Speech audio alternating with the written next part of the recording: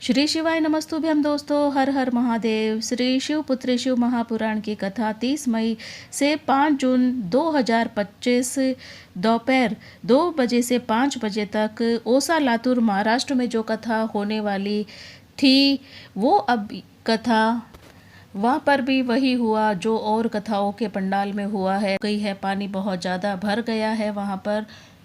उस जगह पर पानी बहुत ज़्यादा भर गया है तो अब व्यवस्था नहीं हो सकती, तो ये कथा अब उस स्थान से निरस्त करके जो इस कथा के यजमान बने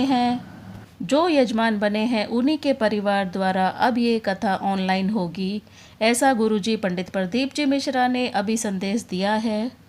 इस कथा का आनंद हम लोग, आप और हम लोग, सब लोग घर पर रहकर आनंद लेंगे।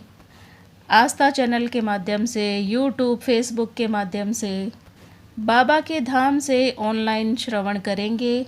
कथा का समय रहेगा दोपहर में 2 बजे से 5 बजे तक का इस कथा का समय रहेगा, तो आप ऑनलाइन इस कथा को सुन सकते हैं। लातूर में ये कथा अब नहीं होगी क्योंकि वहाँ पर पानी बहुत ज़्यादा भर गया है। मौसम बहुत ख़राब है उधर का, वहाँ की व्यवस्था बहुत ख़राब हो गई है, अव्यवस्था हो गई है, इसलिए वहाँ पर निरस्त कर दी गई है इस कथा को। अब गुरुजी ने बताया है कि ये कथा आप ऑनलाइन घर पर रहकर इसे सुनिए और आनंद लीजिए। तो आप और हम लोग इस कथा को घर पर रहकर श्रवण करें और आनंद लें। तो अब आपको वहाँ पर पहुँचने की ज़रूरत नहीं है। जो बीच में है वो अपने घर पर लौट जाएं। गुरुजी ने संदेश दे दिया है, अभी अभी बताया है कि जो लातूर में कथा होने वाली थी शिव महापुराण की, अब वहाँ पर नहीं होगी। अब ऑनलाइन ही इस कथा का आनंद लेना है, तो आप अपने घरों पे बैठ के शिव महापुराण कथा का आनंद लीजिए गुरुजी के साथ में।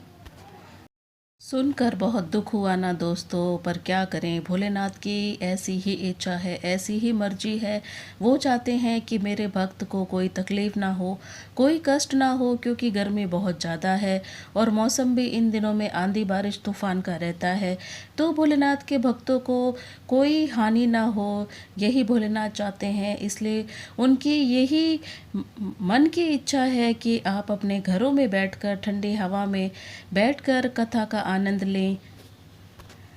हाँ, आपकी मनोकामना भी हो सकती है कि पंडाल में बैठ के कथा सुननी है, पर कोई बात नहीं दोस्तों, ये गर्मियों के दिन निकल जाए, जब सर्दी में कथा होगी तो आप पंडाल में बैठकर कथा ज़रूर से सुने। क्योंकि गर्मियों में जब बहुत ज़्यादा भीड़ होती है, गर्मी होती है, तो परेशानी भोलेनाथ के भक्तों को बहुत ज़्यादा सहनी पड़ती है।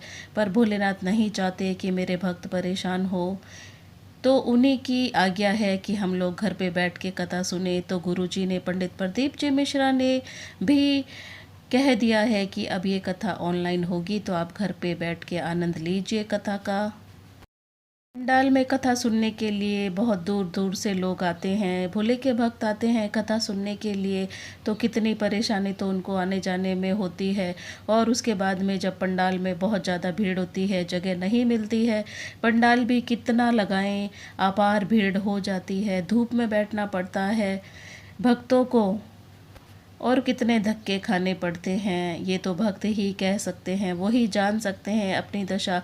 पर भोलेनाथ के चरणों में जाना उनको अच्छा लगता है, चाहे धक्के खाना उनको पसंद हो, गर्मी सहन कर लेते हैं। पर मेरे भोलेनाथ पर पूरा विश्वास है उनको।